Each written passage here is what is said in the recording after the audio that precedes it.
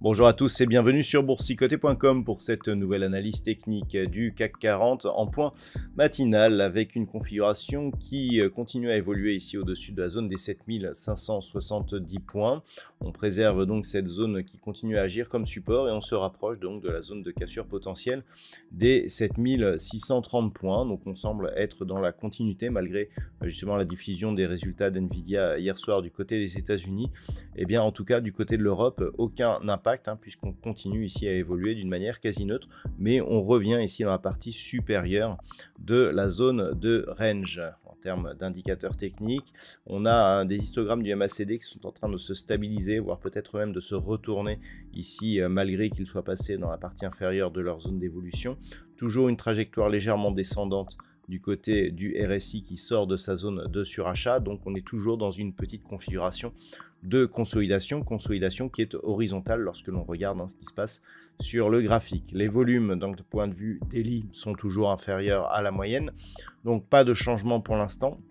On attend de voir si aujourd'hui effectivement nous aurons un petit peu de changement sur l'indice parisien. Il semblerait que les volumes soient un peu plus au rendez-vous aujourd'hui et donc si les volumes venaient à revenir, on pourrait définir soit une poursuite ici de ce biais directionnel haussier, soit une phase de consolidation, auquel cas il faudra observer des niveaux majeurs. Au niveau du palmarès des valeurs, donc au moment où je vous parle, le CAC 40 gagne 0,52%.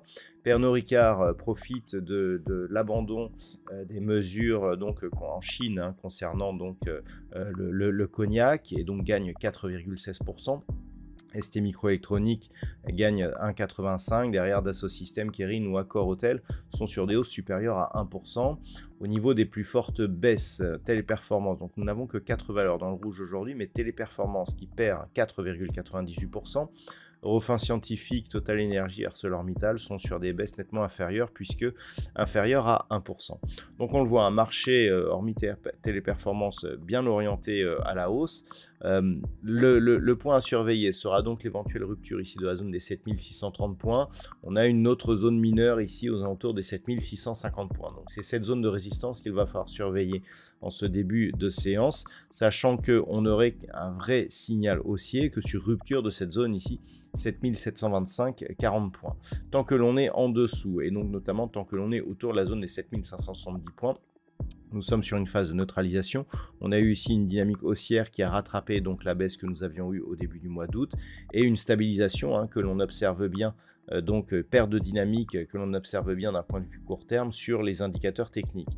Si les cours venaient à casser ici 7570 et les moyennes mobiles, on aura un signal de consolidation.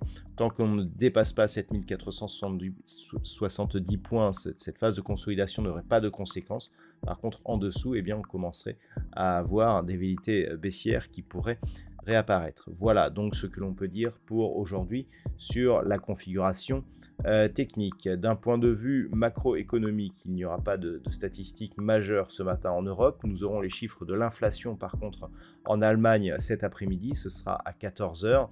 Et puis du côté des États-Unis, nous aurons le PIB trimestriel qui sera dévoilé à 14h30, les inscriptions hebdomadaires au chômage. Voilà donc pour cette séance, je vous souhaite de passer une bonne journée. On se retrouve dès ce soir pour d'autres analyses techniques, toujours sur le site boursicoté.com.